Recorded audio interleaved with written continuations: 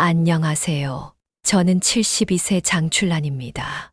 제 나이 또래 분들은 아마 비슷한 시절을 살아오셨을 것 같아요. 우리가 살아온 그 시간들이 참 특별하잖아요.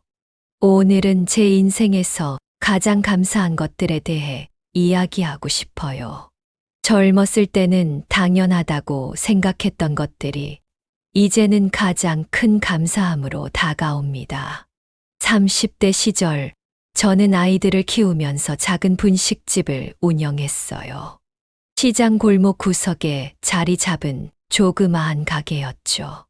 매일 새벽 4시면 어김없이 일어났어요. 그때는 시장 안에 있는 건물들이 지금처럼 좋지 않아서 겨울이면 꽁꽁 얼어있는 수도관을 뜨거운 물로 녹여가며 장사 준비를 했답니다. 큰 솥에 떡볶이, 양념을 끓이고 김밥 속재료들을 썰고 칼국수 면을 반죽하고 그 시절엔 지금처럼 식자재가 손질되어 나오지 않아서 모든 걸 직접 해야 했거든요. 아침 7시가 되면 중학생들이 등교하면서 떡볶이를 사러 오고 점심때는 근처 공장에서 일하시는 분들이 칼국수를 드시러 오셨어요. 저녁이면 고등학생들이 하나둘 모여들었죠.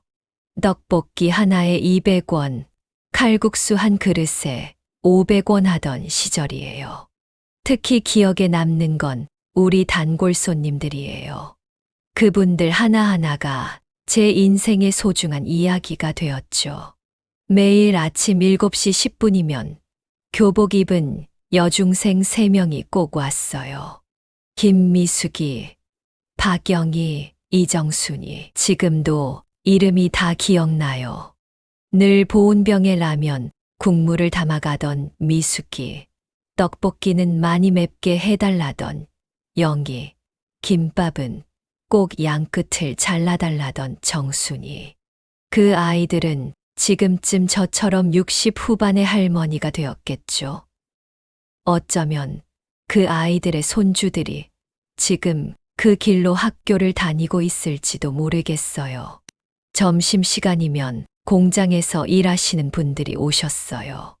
특히 전기 공장에서 일하시던 김기철 아저씨는 매일 오시면서도 한 번도 빠짐없이 수고하십니다. 하고 인사를 하셨어요.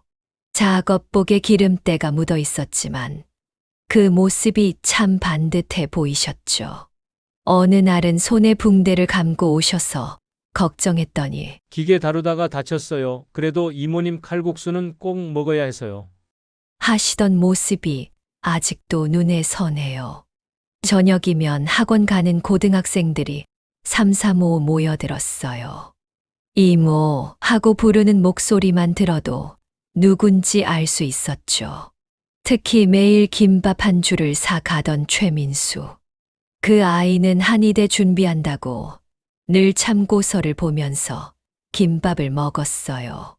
시험 끝나고 와서는 이모 합격했어요. 하며 좋아하던 모습이 지금도 기억나요. 지금쯤 어디선가 훌륭한 한의사가 되어 있겠죠.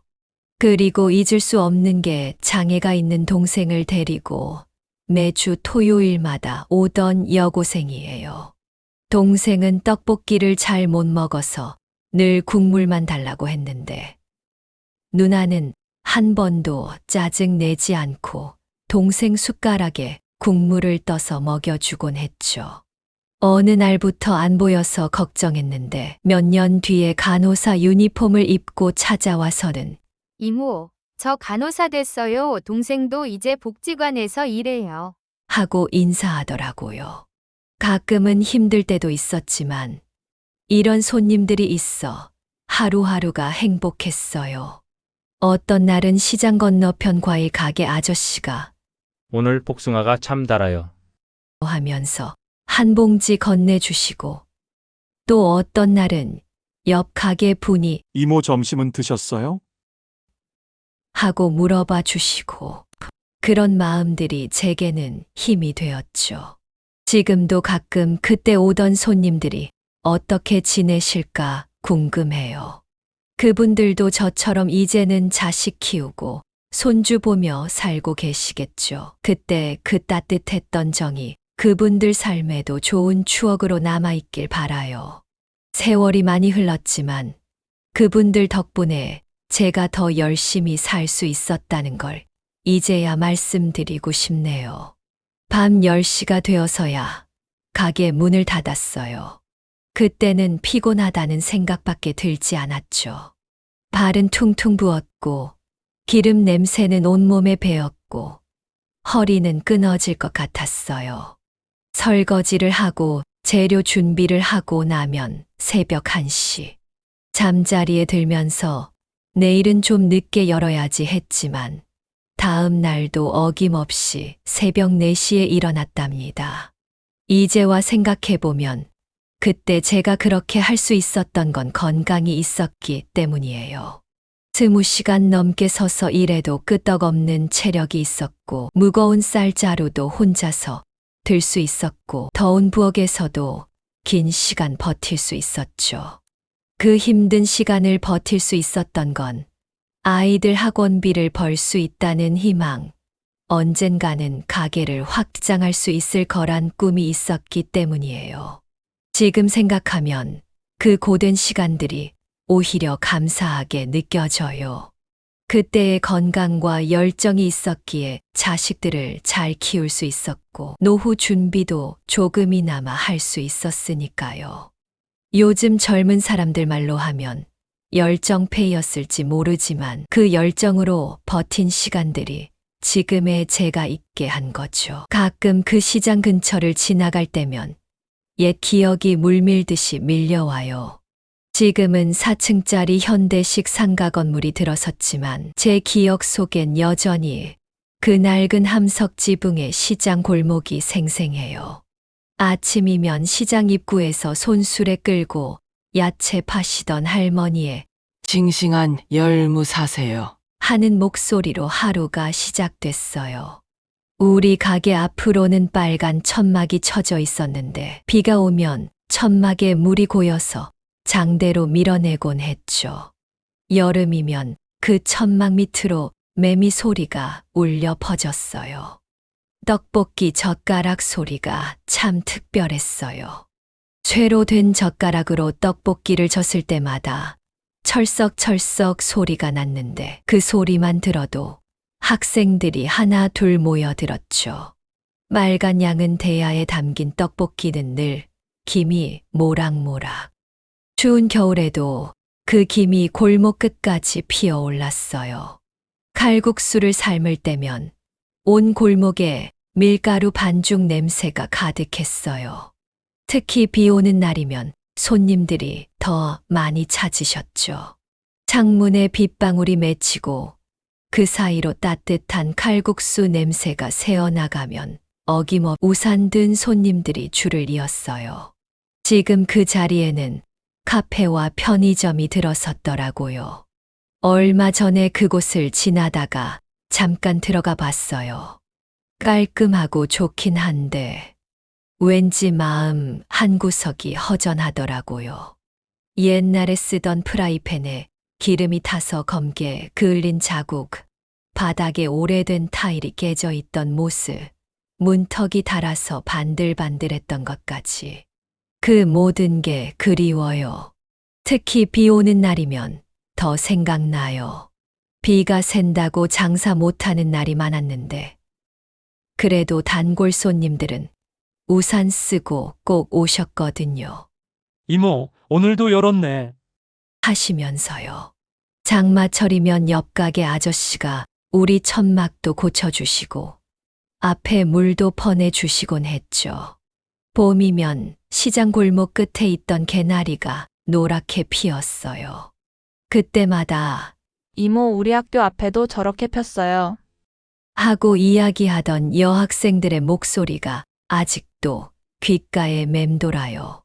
여름이면 시장 천장에 달린 선풍기 돌아가는 소리, 가을이면 군고구마 파시던 아저씨의 호야 소리, 겨울이면 군밤 냄새.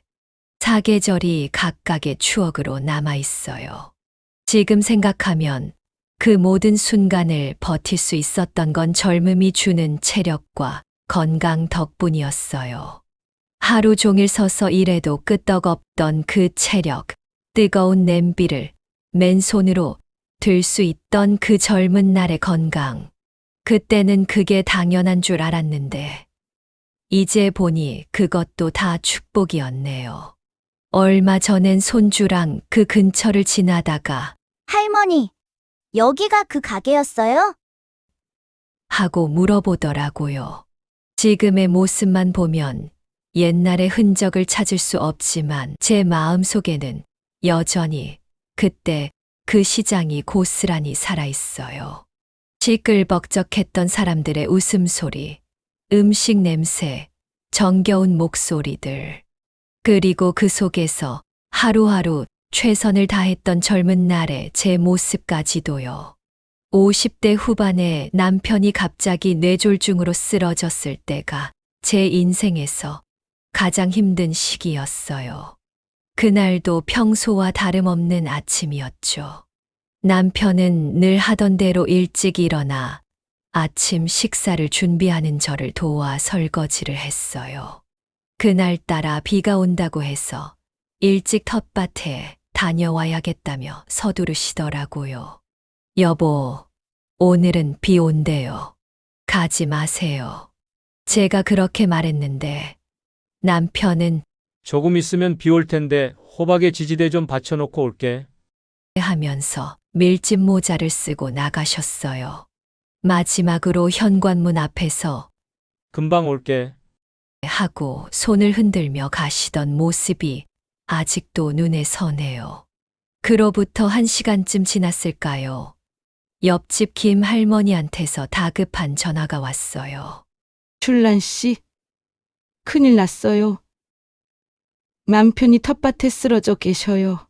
그 말을 듣는 순간 온몸에 힘이 쭉 빠지더라고요. 다리가 후들거려서 신발도 제대로 못 신고 달려갔어요. 우리 텃밭은 집에서 10분 정도 걸리는 거리였는데 그날은 그 길이 왜 그리 멀게 느껴지던지 뛰어가면서도 제발, 제발 하는 기도밖에 나오지 않았어요. 멀리서 사람들이 모여 있는 게 보였는데 그때 제 심장이 얼마나 쿵쾅거리던지 도착해보니 남편은 호박바지 옆에 쓰러져 계셨어요. 평소처럼 지지대를 세우시다가 그대로 쓰러지신 것 같았어요. 다행히 김 할머니가 아침 일찍 상추 따러 오셨다가 발견하신 거예요. 남편은 왼쪽으로 기우뚱하게 누워 계셨고 말씀을 제대로 못 하시는 상태였어요. 입가가 한쪽으로 돌아가 있었죠.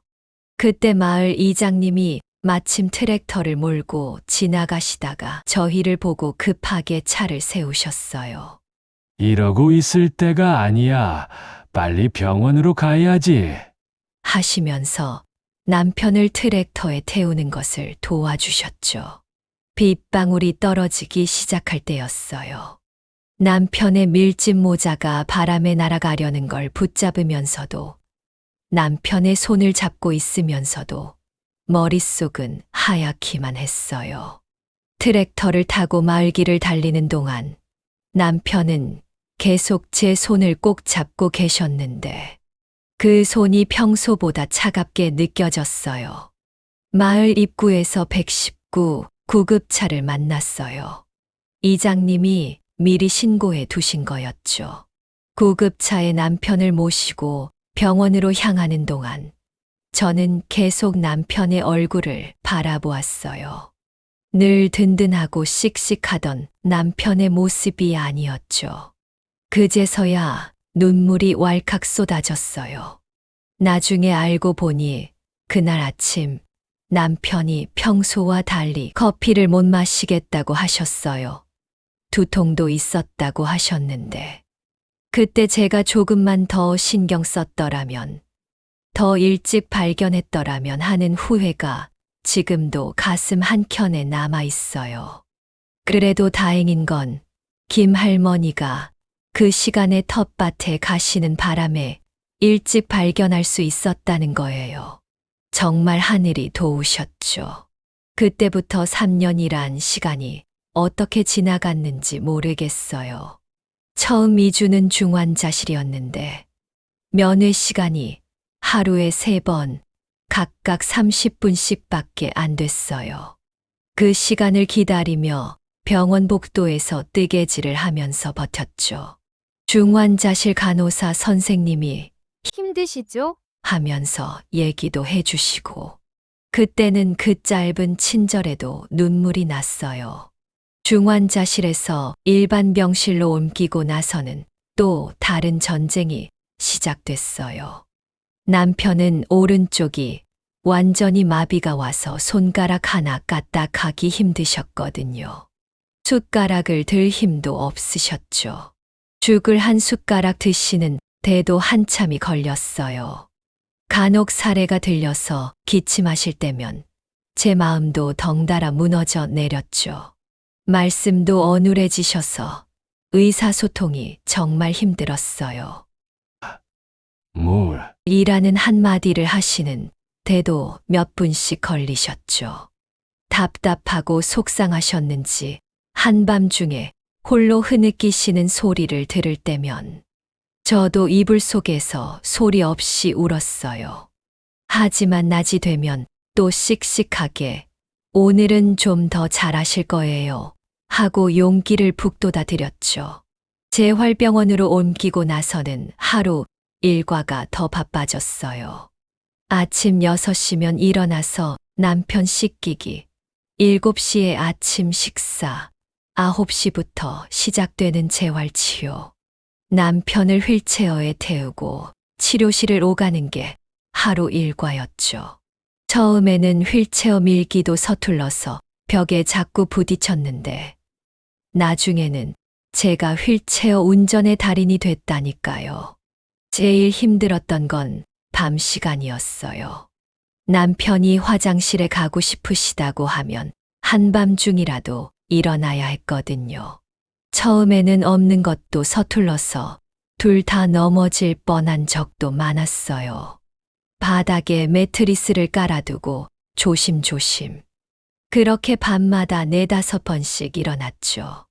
하루는 남편 목욕을 시키다가 너무 힘들어서 화장실에서 울었어요.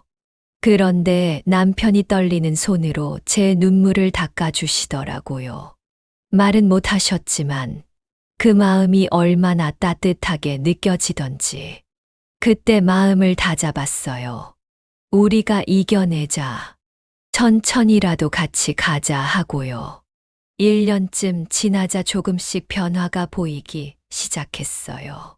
재활치료 덕분인지 손가락을 조금씩 움직이실 수 있게 되었고, 말씀도 짧은 단어는 어느 정도 하실 수 있게 되었죠. 고마워. 란 말씀을 처음 하셨을 때는 얼마나 기뻤던지 밤새 잠도 안 오더라고요.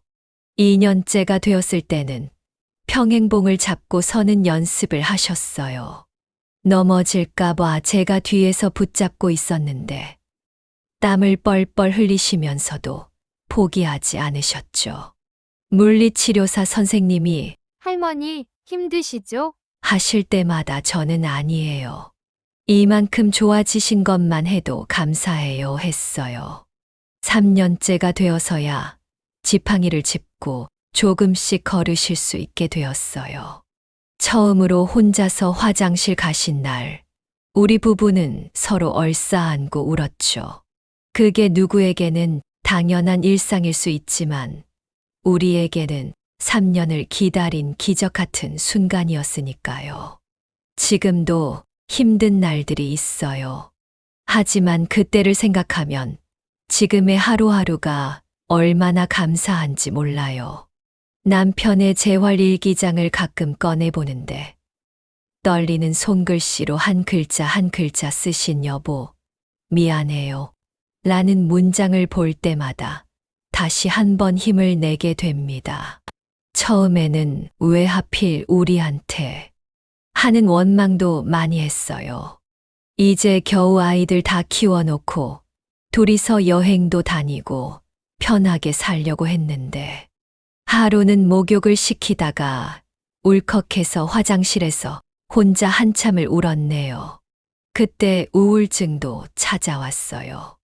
밥도 제대로 못 먹고 잠도 못 자고 세상이 온통 회색빛으로 보였죠. 하지만 그때 제 곁을 지켜준 건 우리 동네 친구들이었어요.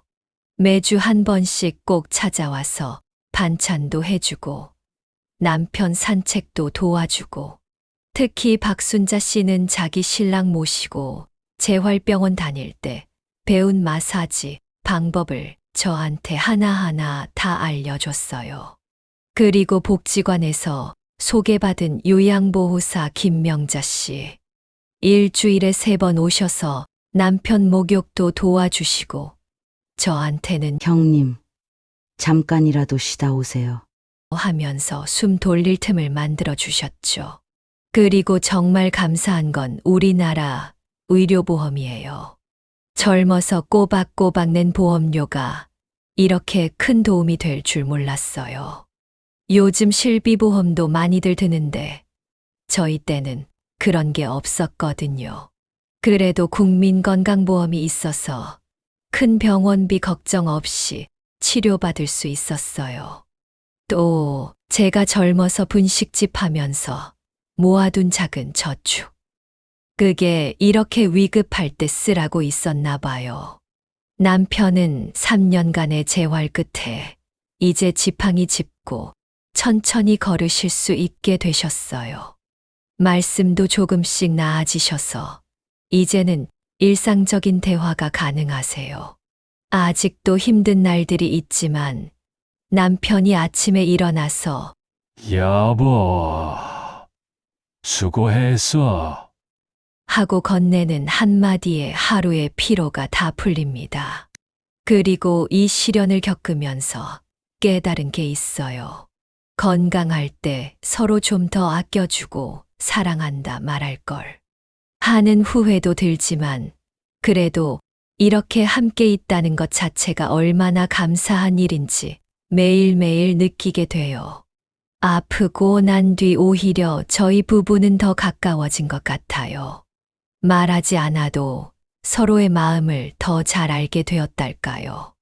요즘은 아침마다 남편과 함께 동네 한 바퀴를 돕니다. 천천히, 아주 천천히 걸어요. 예전 같았으면 답답해했을 텐데 지금은 이렇게 나란히 걸을 수 있다는 것만으로도 행복해요. 길가의 꽃도 보고 아침 공기도 마시고 우리 부부에게는 이것이 하루 중 가장 소중한 시간이 되었답니다. 이제 72세가 된 지금 저는 매일 아침 거울을 보며 이렇게 말합니다. 출란아, 오늘도 살아있어서 참 고맙다. 젊었을 때는 늙는다는 게 두렵고 싫기만 했는데 지금은 하루하루가 선물처럼 느껴져요. 아침 6시면 일어나 남편과 함께 가벼운 스트레칭을 해요. 병원에서 알려준 대로 하는데 이게 참 좋더라고요. 무릎도 덜 아프고 허리도 한결 가벼워졌어요. 아침 식사는 꼭 챙겨 먹어요. 젊었을 때는 바빠서 거른 적도 많았는데 이제는 꼭꼭 챙겨 먹습니다. 된장국에 현미밥, 계절나물. 소박하지만 이렇게 밥 한 그릇 맛있게 먹을 수 있다는 게 얼마나 감사한지 몰라요. 일주일에 3번은 복지관에 가요. 처음에는 며느리가 권해서 마지못해 시작했는데 이제는 제 인생의 가장 즐거운 시간이 되었어요. 화요일, 목요일은 서예 수업이 있고 금요일은 스마트폰 교실이 있거든요.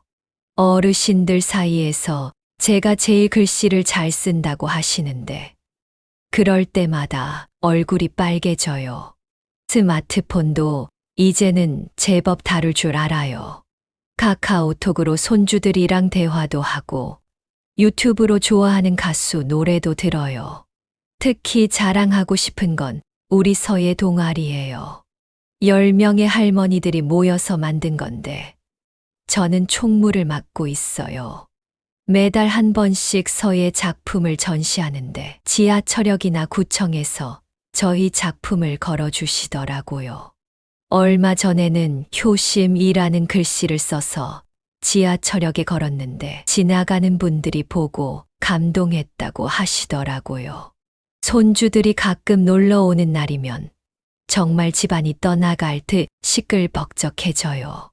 큰 손주는 이제 고등학생이에요. 할머니, 이거 찍어서 인스타에 올려도 돼요. 하면서 제가 끓여준 미역국 사진을 찍더라고요. 작은 손주는 초등학생인데 할머니가 쓴 글씨를 보고 우와, 할머니, 대단하다. 하면서 손뼉을 치죠. 그럴 때마다 가슴이 뿌듯해요. 남편은 이제 당뇨도 있고 혈압도 있지만 약 잘 챙겨 먹고 꾸준히 운동하면서 건강하게 지내고 있어요. 예전에는 서로 다투기도 많이 했는데 이제는 눈빛만 봐도 서로의 마음을 알 것 같아요. 가끔 둘이 앉아서 옛날 이야기를 하다 보면 시간 가는 줄 모르겠어요. 얼마 전에는 복지관 선생님이 저보고 어르신 유튜브 한번 찍어보시는 게 어떠세요? 하시더라고요. 처음에는 에이, 내가 무슨 했는데 곰곰이 생각해보니 제 이야기가 누군가에게 위로가 될 수도 있겠다 싶었어요.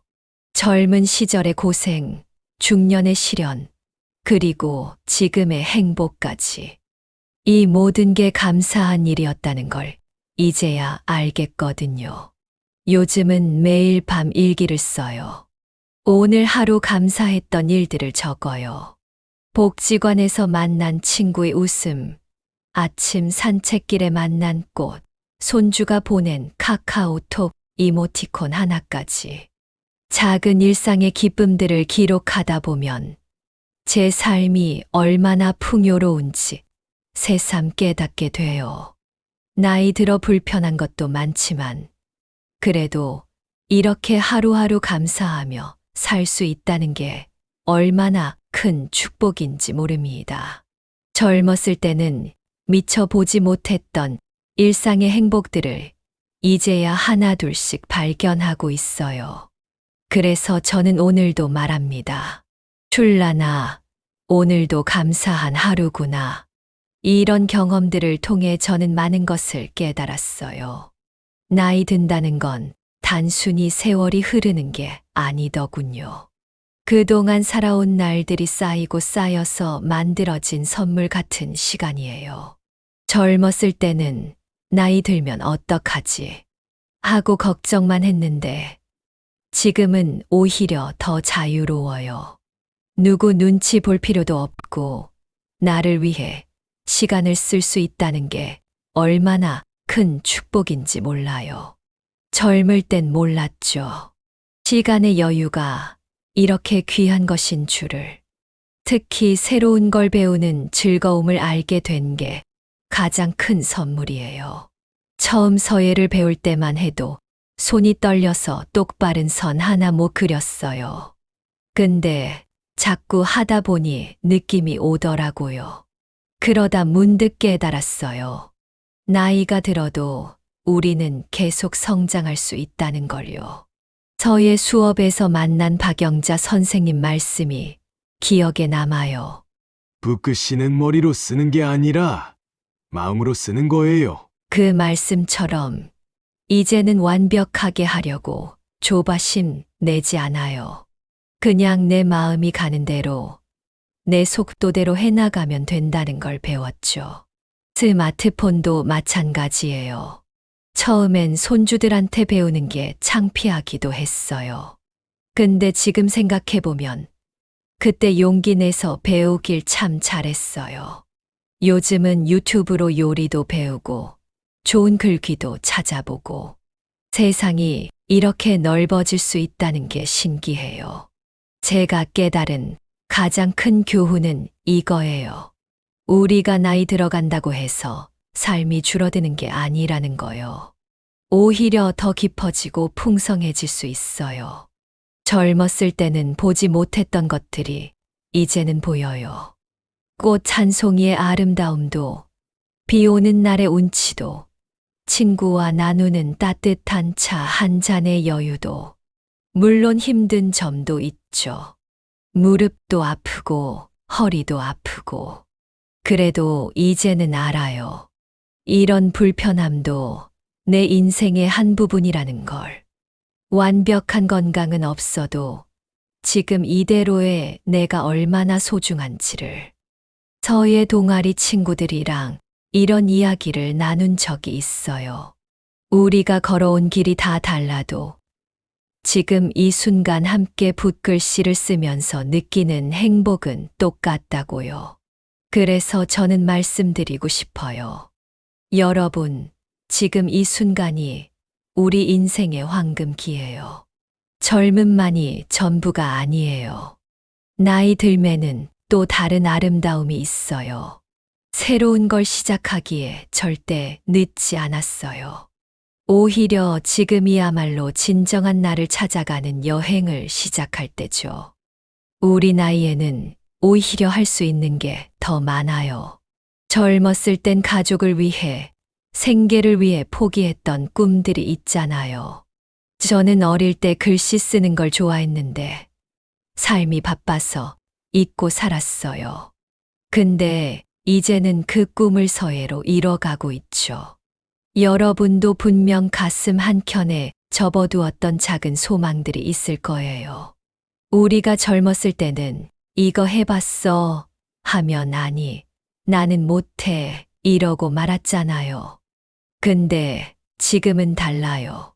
한번 해볼까 하고 시도해보면 되는 거예요. 실수해도 괜찮아요. 누가 뭐라고 하지도 않아요. 저도 처음 스마트폰 배울 때는 손주한테 10번도 더 물어봤어요.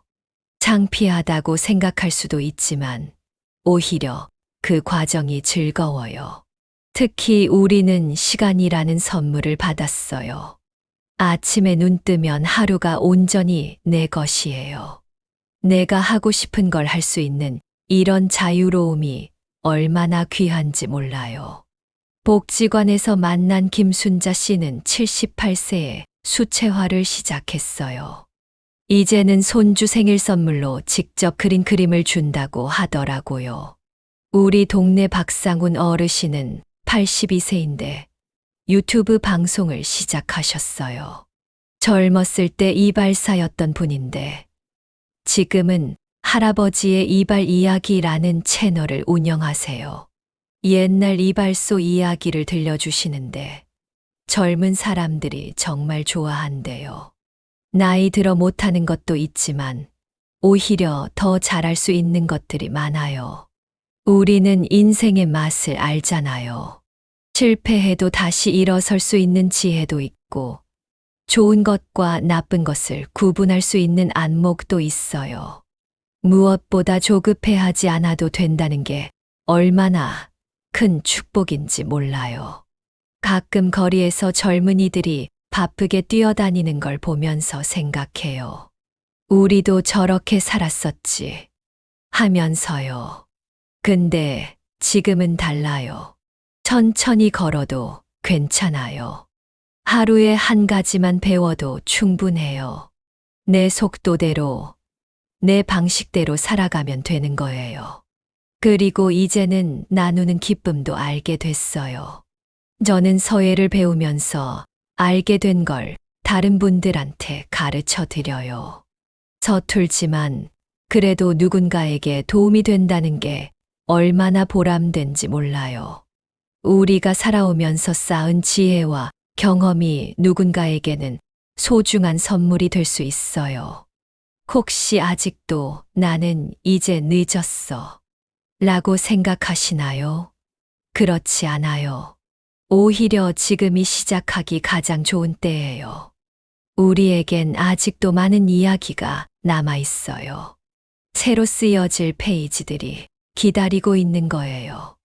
그러니까 오늘, 바로 지금 시작해 보세요. 평소에 관심 있던 취미든 배우고 싶었던 것이든 해보고 싶었던 것이든 첫 걸음이 어렵지. 한 번 시작하면 그 길이 보여요. 우리 함께 이 특별한 여행을 시작해 보지 않으실래요? 아름다운 인생의 이막을 열어보는 거예요. 나이는 그저 숫자일 뿐이에요. 우리의 마음이 젊으면 우리의 삶도 젊은 거예요. 자, 이제 시작해 볼까요? 새로운 도전을 향한 첫 걸음을.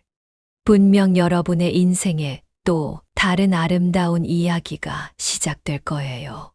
매일 아침 거울을 보며 출란아, 오늘도 살아있어서 참 고맙다 라고 말하는 건 단순히 살아있다는 사실에 대한 감사가 아니에요. 이렇게 계속 배우고 성장하고 깨달을 수 있는 기회가 있다는 것에 대한 감사죠. 그래서 저는 오늘도 새로운 도전을 해요. 비록 작은 걸음일지라도 한 걸음 한 걸음 나아가다 보면 또 어떤 아름다운 풍경이 펼쳐질지 모르니까요. 여러분도 함께 이 여행을 시작하시면 좋겠어요. 우리의 인생은 아직도 진행 중이니까요. 여러분의 구독, 좋아요, 알림 설정은 더 나은 영상을 만드는데 큰 응원이 됩니다.